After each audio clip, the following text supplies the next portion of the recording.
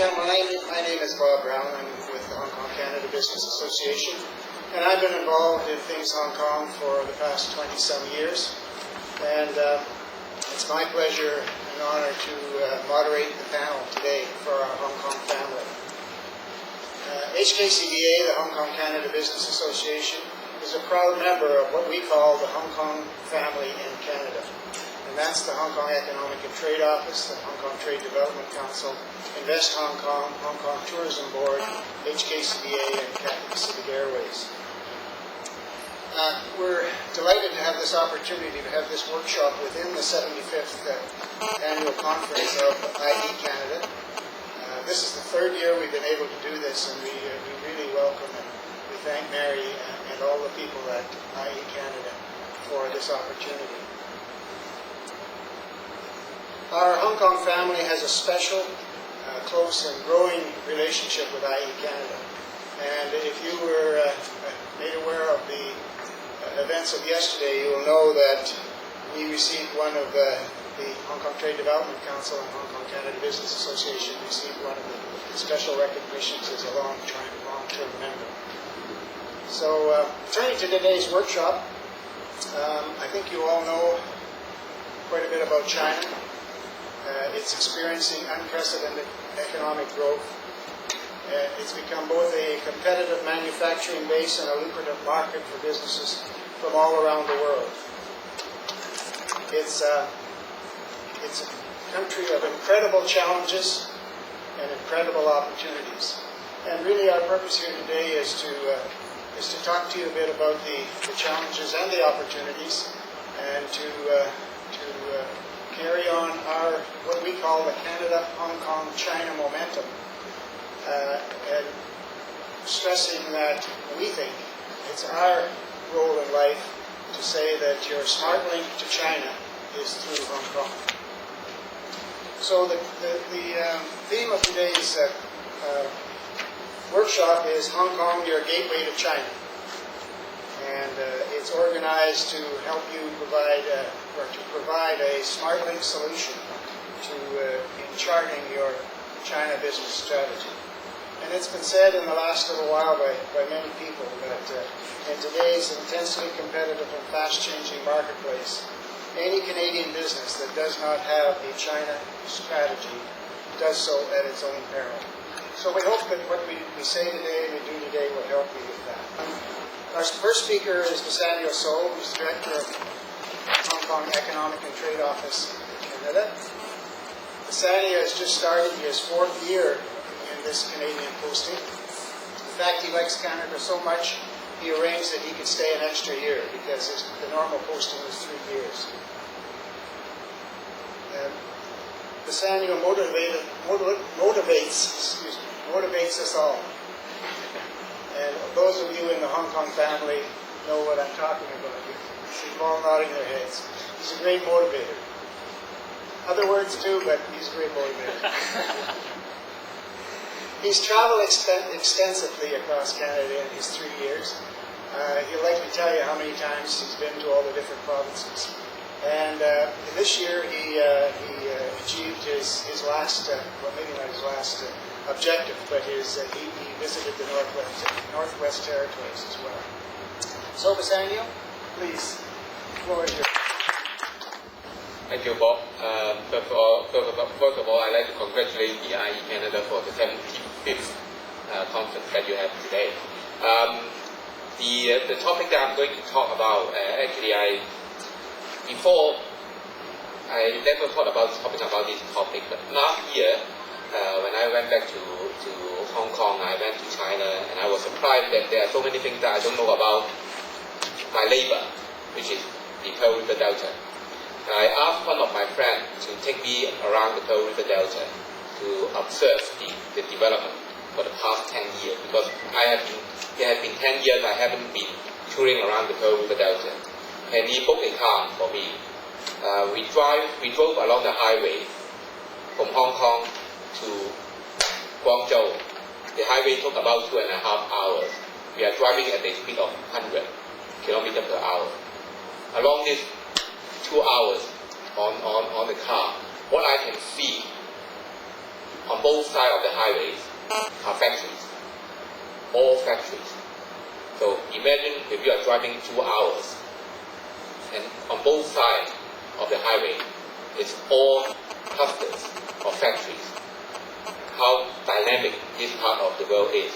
So when I came back, I began to figure out maybe I should share this experience with my Canadian partners here and tell you what happens in the Pearl River Delta and why the Pearl River Delta will mean a lot to you if you are doing business with China, if you are importing from China, if you are selling to China.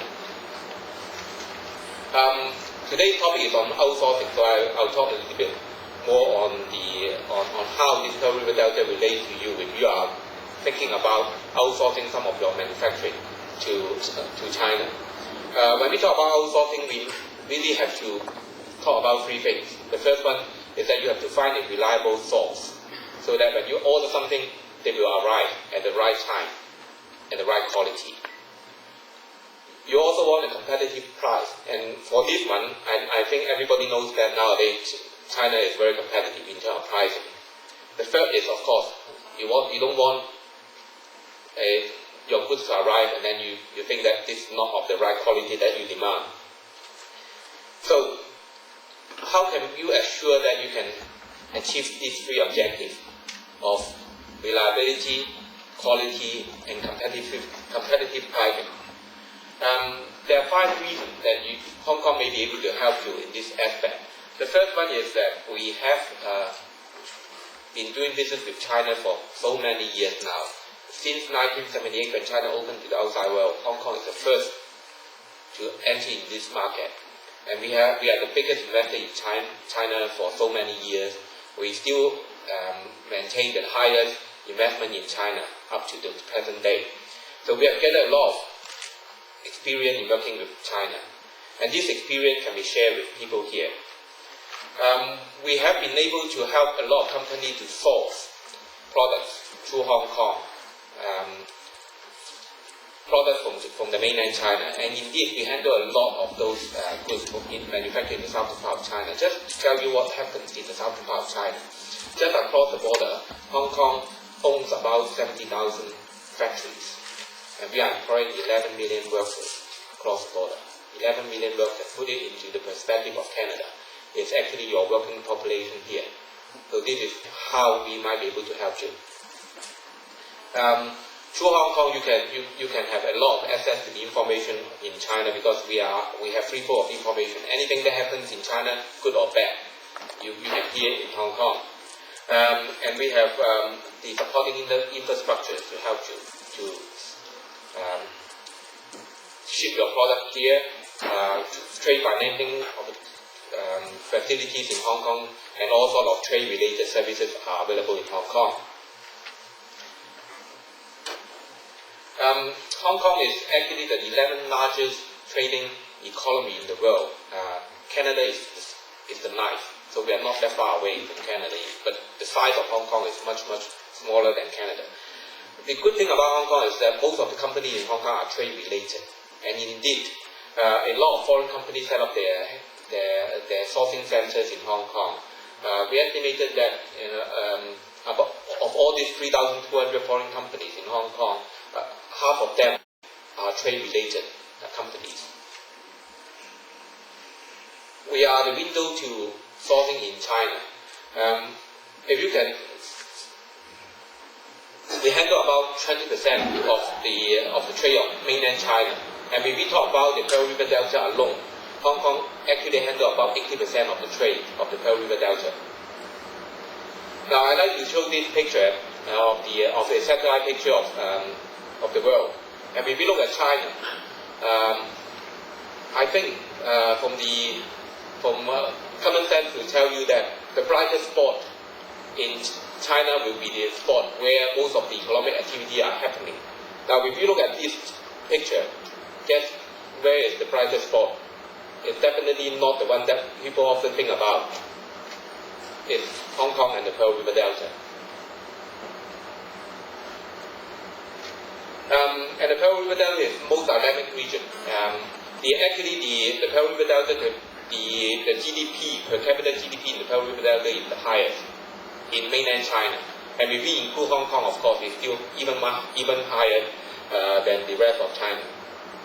The importance of the Pearl River Delta cannot be underestimated because it accounts for 30% of China's export and imports. And it produces 50% of the export of a lot of electronic products that we can buy here. I can tell you that most of the flat makers that you find in North American market are manufactured in the Pearl River Delta. The American no longer manufacture it. They are all OEM products from the Pearl River Delta.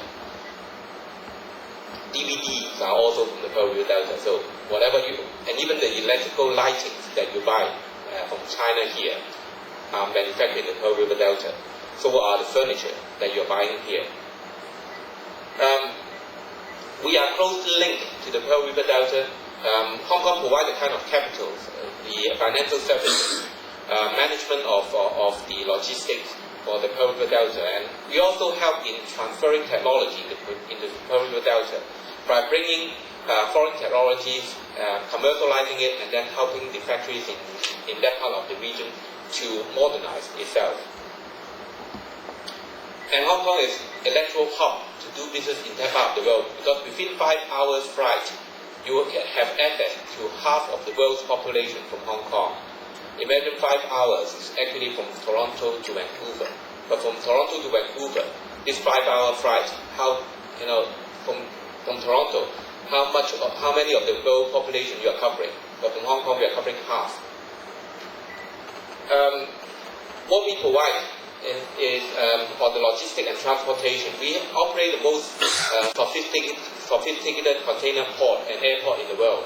Our container port, the throughput is second in the world, and all our air cargo is actually the highest in the world. So we do a lot of support to the Pearl River Delta in providing the logistic hub, the logistic and transportation for goods and products from that part of the Pearl River Delta. We also provide financial services in trade financing. And many people, when you are doing business in China, you might want to have access to some of the local banks in Hong Kong, which can arrange your LC and others. Insurance services and others are also very well developed in Hong Kong. One of the most important things that I want to stress is that we are the only city in China which operate using the common law system. And also we are the only city in China which use English as an official language. Now if you think about your case, which is Canada, which is based on a common law system and English as an official language, you will find Hong Kong a very, very user-friendly place to do business with. So that's actually what I want to stress about Hong Kong. When you talk about global sourcing, Hong Kong can always help you.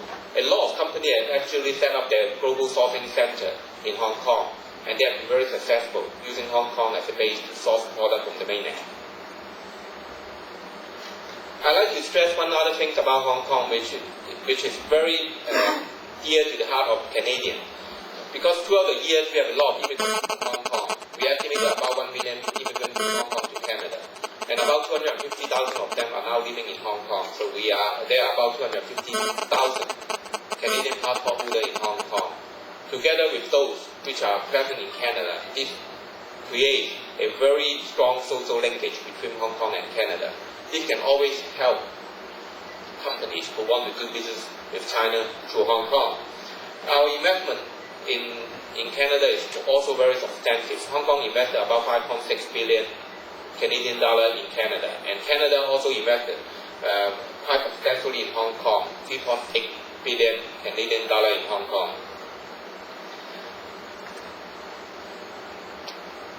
And these are the companies which have been operating in Hong Kong, and I know many of them are very familiar with some of the companies here, like Manulife and Sun Life. Many of you are familiar with them. Service industry in particular use Hong Kong to penetrate the Chinese market because of a free trade agreement that we have signed with China.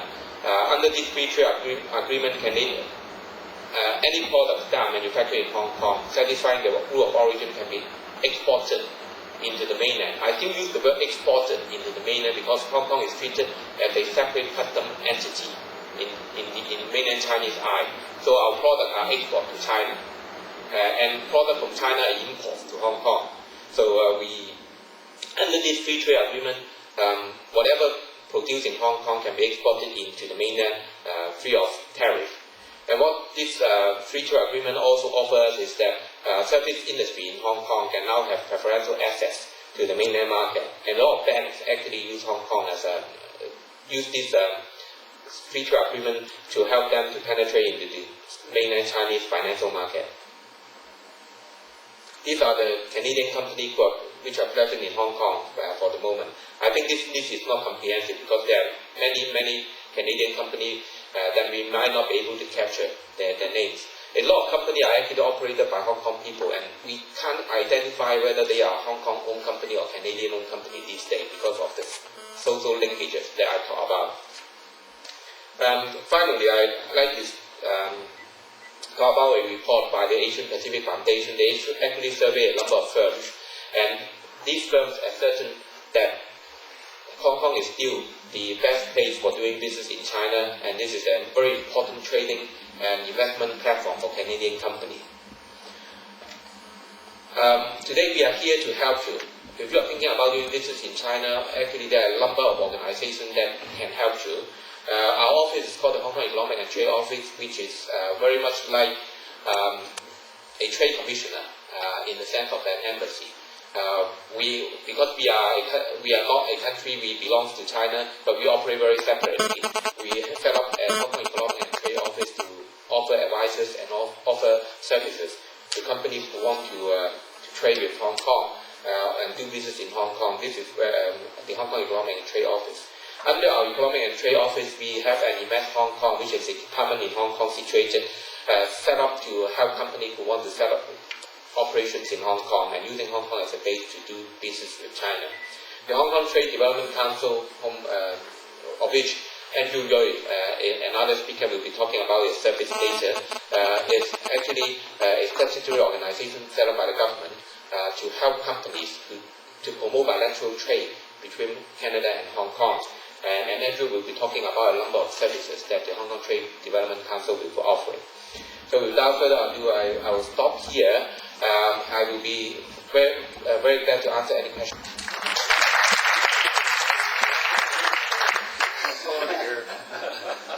One of the things I want you to go away from here today is that PC doesn't stand for President's Choice anymore. It stands for Premier Connect. Okay, you're going to hear a little bit about Premier Connect from Andrew. Andrew has been for many years Hong Kong Trade Development Council Director for Canada. He is a true Canadian. He won't leave Canada, much to the chagrin of the people in TBC in Hong Kong. But so Andrew is with us. He has a few strange tastes in hockey teams and baseball teams, but other than that, he's a fairly normal Canadian. We refer to Andrew as Hong Kong's secret weapon. And for those of you from our family here and who've been around for a while, you all know what I mean by that. He's active, conscientious, helpful. His energy and momentum keeps us all hopping. He's also known as our own email bomber. So Andrew Yoi, please. Introduction. In fact, Bob describes me as a fan of hockey and baseball. So when I saw this 2 minutes or 5 minutes, I thought that it's a penalty. It's going to be in the penalty box. In the past, when I am and I was introduced, I always describe myself as a business matchmaker, and I always ask people to remember me as a business matchmaker. In fact, today, I hope that no matter, even though you are not going to remember anything about me after this event, I hope that you remember the 2 letters, PC, not President's Choice, not Pierre Cardin, but Premier Connect. And I hope that at the end, this PC will also turn into profit center for all.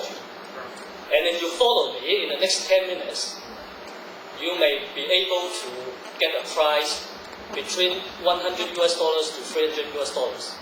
So don't lose your focus. My organization is Hong Kong Trade Development Council.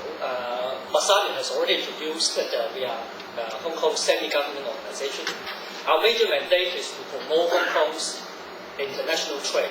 We promote both imports and exports, and we promote services and merchandise. Our office in Canada, based in Toronto, is mandated to encourage and assist Canadian companies to do more trade, more businesses with Hong Kong and with China through Hong Kong. What we do is we have three major services that Canadian companies would like to make use of. We provide business intelligence. We also provide business matching service, which I will talk more in greater details later on. We also provide sourcing and selling platforms for Canadian companies. We have an international network of offices in major cities around the world. In Canada, we have one office based in Toronto. We have a trade portal site called tdctrade.com, which is basically an market intelligence source. If you're looking for business intelligence for Hong Kong, or business intelligence of China, or even of markets around the world, you can go to tdctrade.com, and I can assure you that you will not be disappointed. In fact, every day we have a daily hit of 6 million. So if 6 million visitors go to our website every day, it can't be too wrong. So next time when you surf the internet, please visit our tdctrade.com and see what you can find. One of our major services is called business matching service. It is actually a very simple system, but it is very efficient and very effective. Suppose that you are now ready to expand your businesses to China or to Hong Kong, but you are looking for contacts, because one of the first things that you would like to do is to find potential business partners over there to work with you. Now, you can start in many ways. You can go to the internet to search for business contacts, or go to some other places. One of the places that you can consider is contact our office.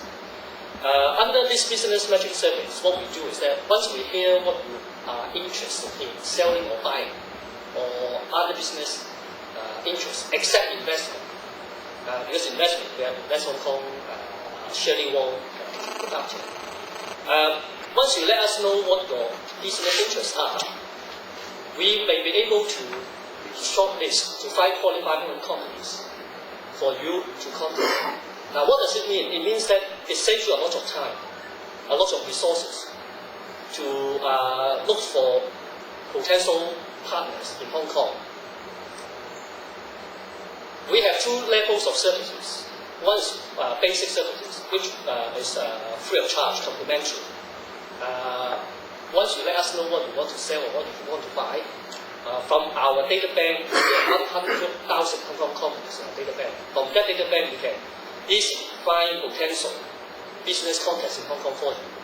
We don't charge anything for that. What you get is a list of Hong Kong companies, company name, contact person, address, etc. However, under this basic service, we do not contact Hong Kong companies for you. So when you write to them, they may not know your existence, and you may not get an answer that quickly or that easily. In view of that, we have recently introduced a new service called Premier Connect PC, Premier Connect Service. Under this Premier Connect Service, what you have to do is you have to pay a nominal fee because we are using additional resources to help you to do the first step of screening. My Hong Kong head office team will first of all find a contact list, qualified contact list to match your business interests. But they will not just send a list. What they will do is they will contact Hong Kong companies, these Hong Kong companies, to find out that if they are interested in your business, particular business inquiry.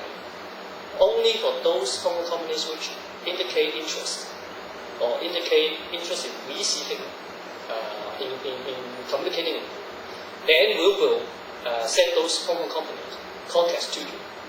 In addition, we don't just send you the basic contact list of details. We also send you background of those Hong Kong companies, as well as market information of your particular sector. So this is what we call a PC, Premier Connect Business Matching Service. It is a very simple system, but it works. Now, because it will use quite a lot of our resources, and in order to avoid people abusing the system, so we have decided to charge a nominal fee. If you are sourcing products from Hong Kong, i.e. if you are buying from Hong Kong, per product, per inquiry is $100 US. If you are selling to Hong Kong, it is $300 US. Now, because you take time to come to this seminar, later on, after all the presentations, the first 5 attendees here get in touch with Lily Kem, my business matching manager. Lily, we will provide free of charge to you. So make sure you remember Lily. So this is our Premier Connect Business Matching Service. In addition to business intelligence, in addition to business matching service, we also create sourcing and selling opportunities for Canadian companies, mainly in projects. For example, we organize trade missions to Hong Kong, either to sell or to buy, and very often coinciding with our trade show and conferences in Hong Kong. We believe that trade shows and conferences are a very useful platform for companies to get together, to get intelligence, to exchange information, and to find business partners under one roof at the same time, especially sector-specific events. For example, in Hong Kong, we are major trade show organizers. Every year, we organize more than 30 sector-specific international trade shows. And for all these trade shows, we organize Canadian trade missions to Hong Kong, either to buy or to sell. Here is a list of some of the upcoming trade delegations from Canada that we organize to Hong Kong. Last but not least, I want you all to remember these happy faces. This is a ceremony celebrating the launch of a product consisting of Canadian elements in it. What happened was, a few years ago, a Halifax company called Ocean Nutrition, they produce omega-3 nutrients. It's a subsidiary of Clearwater, the famous lobster producer. They want to open up the Hong Kong and China market. So what they did was they used our business matching service. We provide them with some Hong Kong companies' contacts. And then they started contacting those Hong Kong companies. Afterward, they joined our Canadian Life Sciences trade mission to Hong Kong. And eventually, they signed up a Hong Kong agent. Through the Hong Kong agent, they have been in cooperation with a Hong Kong fresh milk producer. And then they start selling omega-3 fresh milk in Hong Kong. In all the 7-Elevens in Hong Kong, you can now find their product. And on top of that, they also use the Hong Kong platform, use the Hong Kong business partner to launch their omega-3 nutrients to the Pearl Delta. The Pearl Delta have a total population of 450 million people, equivalent to the whole EU population. So the potential is huge. Where do they start? They start with PC, they start with Hong Kong. And I hope that you will all remember all these happy faces And please remember TC, Freeway Connect service. Thank you. The people in the Hong Kong family are fairly close. We get along well together. We have several missions, and they include working hard, doing lots of business, and having fun. So we try to enjoy ourselves at all these events, and I hope that you will enjoy them as well. Our next speaker is Ian Marshall. What can I say? A true friend and business colleague for over 35 years. Knowledgeable, practical, believable, common sense, down-to-earth, experienced. Ian has a very helpful and interesting message for you today, which I hope you'll enjoy. Well, thanks, Bob. In the mid-'80s, I first experienced the rush of business of Hong Kong. At that time, my role was as a senior manager with the Canadian arm of Hong Kong Bank. And my objective during that first visit was to really gain this insight, and it had really opened my vision of the opportunities that existed in this trade center that I really didn't have a very good picture of from my domestic raising and business. When I went out to a lunch, everybody was talking about exchange rates, sterling, US. I suddenly realized that before I go to dinner, I better bone up on these things, because as the banker, they were expecting me to be right on top of things. But throughout the whole week, the whole conversation, every time revolved around business. And I saw a whole new avenue of how to discuss and relate to my own clients in Canada about Hong Kong, because it truly was a center for doing trade. Well, over the years, through my association with Hong Kong Bank and Hong Kong Canada Business Association, my involvement with the trade group stayed firm. Even though my roles within Canadian banking moved back into the domestic, and then I moved out of banking altogether into our family company in healthcare education and healthcare products. But it changed from banking, but still very much involved with opportunity in the Pacific Rim. About 5 years ago, well, I thought that I could use the internet to my best advantage to try and locate good trade opportunities in Hong Kong. Heck, I'd go onto a site and there would be a company in Hong Kong in healthcare products. Take down the name and address and the email, go to another site, pick up another opportunity. So I was building myself a nice little list of potential contacts for free, taking my own time and effort though, and spending a fair bit of time sending emails that didn't get answered. Off I went to the Hong Kong Forum, and thinking in between I'll fill in these appointments that I had made and strike my first real business opportunity. Well, this is not a story that ends with a success on this chapter. Because what I learned from using the internet without a service like PC, Premier Connect, is that you can have great optimism and hope and planning and come away empty-handed. Some of those contacts were things like a bait and switch. Well, what's that? Well, that's in the email that you've written out to say, I've got this healthcare product to introduce you to, and they say, sure, I'd like to know about that. You go to their office. 5 minutes after you've made the presentation, you say, well, that's very interesting. Now let us show you what we have to offer that we can export to Canada.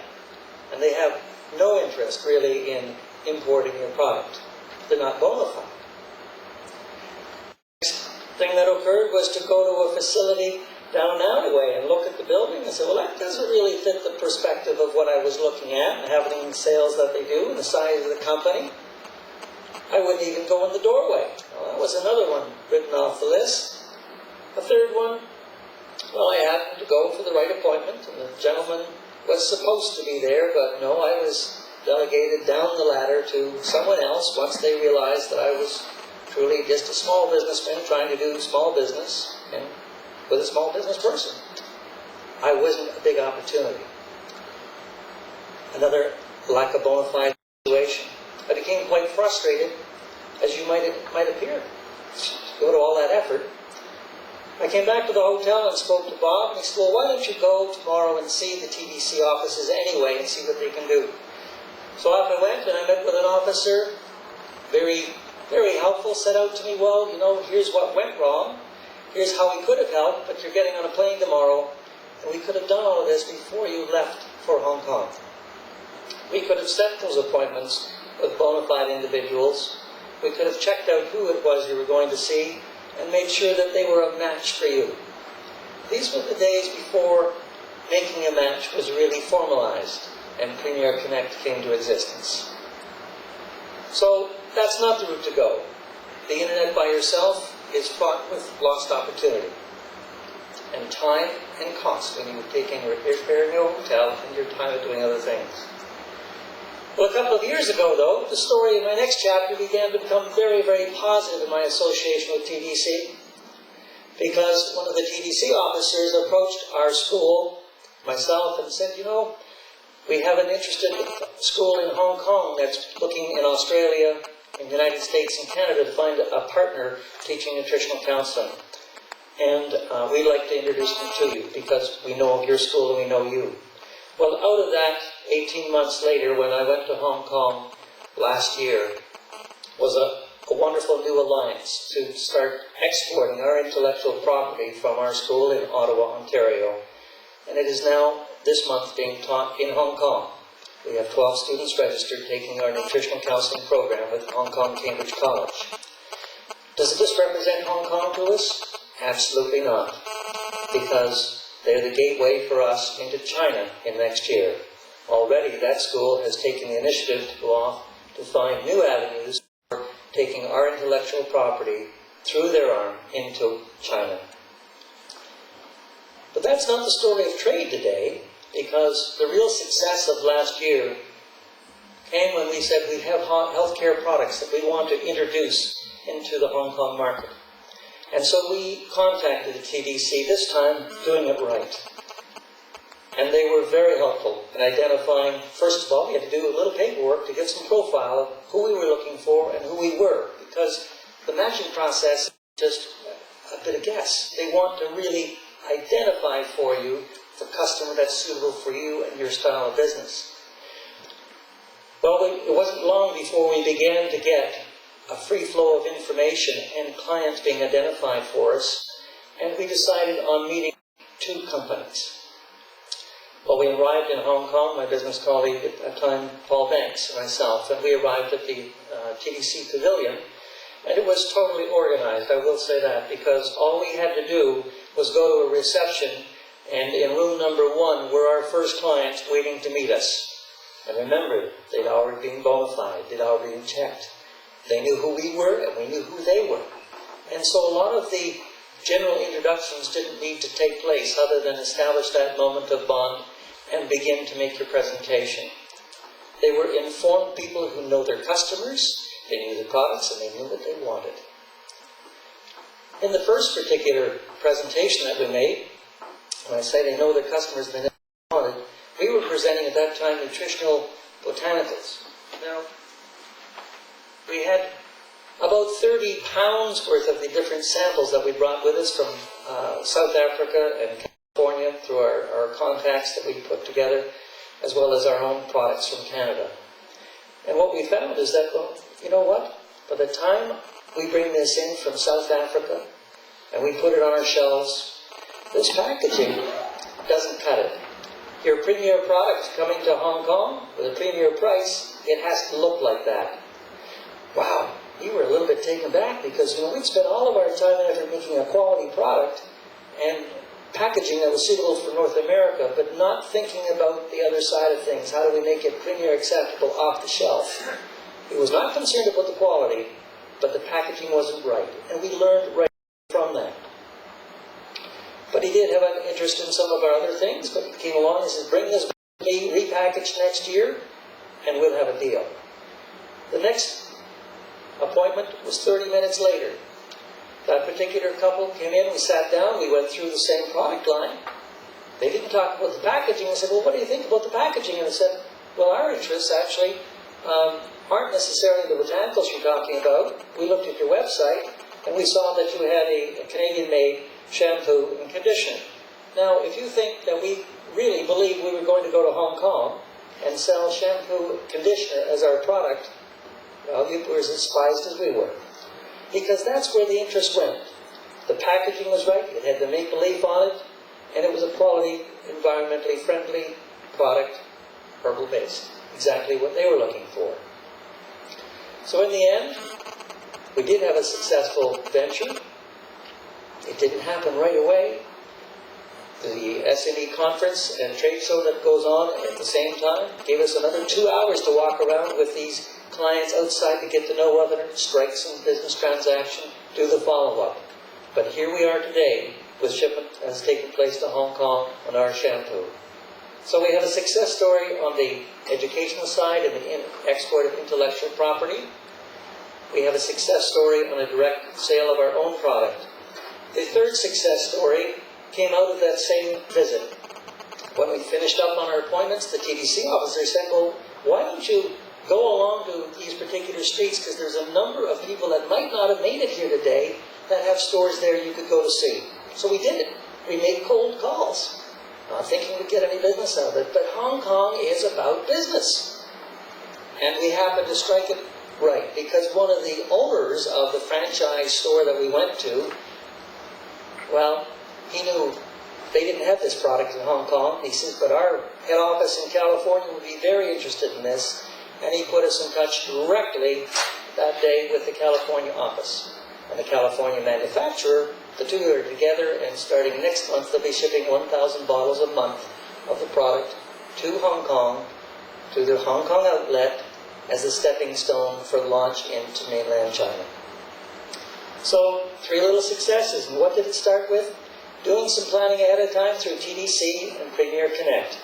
Is it worth $100, $200, $300? Believe me, 5 years ago, I would have paid $300 gladly to have not wasted our first venture. So my recommendation to you is think about it, use the services that are available to you, and use the expertise and knowledge available to you. Story, small business, doing small business, and we did it successfully with PC Connect. Thank you very much.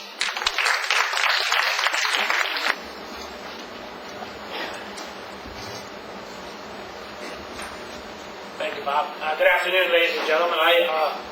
The first 3 speakers have talked to you all about the Hong Kong advantage. I'm going to be really brief, by the way, because I'm hungry and thirsty. So I really want to just talk to you about another advantage of Hong Kong, and really that's the Hong Kong advantage as the #1 logistics gateway to China and Southeast Asia.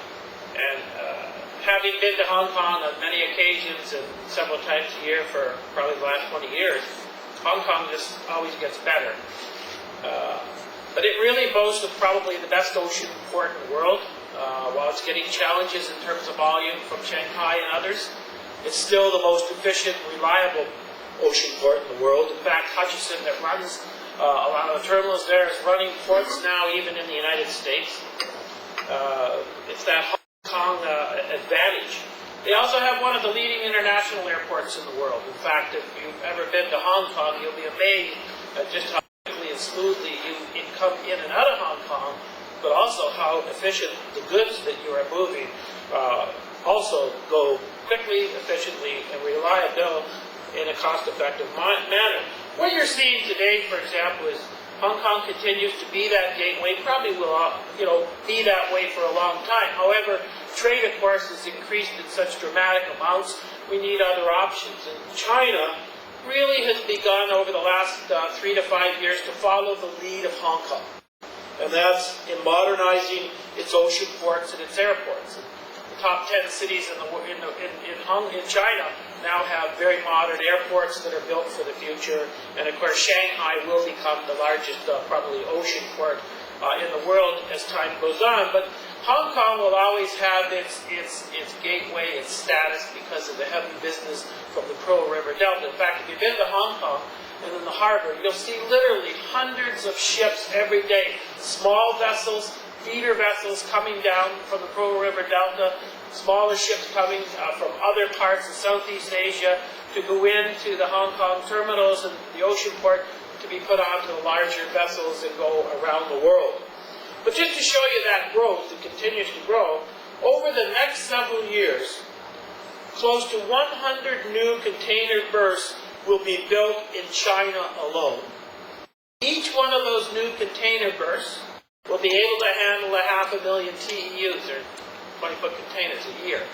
So that's 100 new ones. Well, by the way, in North America, on our west coast, over the next 5 years, no more than 5 new berths are planned. So that just shows you the huge amount of trade in the container business that exists out of that part of the world. So Hong Kong will, I submit to you, continue to really play a very, very key and vital role. When you're in Hong Kong, you'll find all the leading shipping lines, the leading freight forwarders of the world are located in Hong Kong. Same at the airport. Well, in fact, Cathay Pacific, to show you the growth even in air traffic for products, is now has a direct flight that just started last month from between Toronto and Hong Kong. So we got freighters going now. Cathay Pacific is celebrating its 60th anniversary as the top airline in the world. So again, if you can just see more and more how Hong Kong is that reliable. And then we all talk about reliability and quality of service. Well, that has to be the Hong Kong trademark.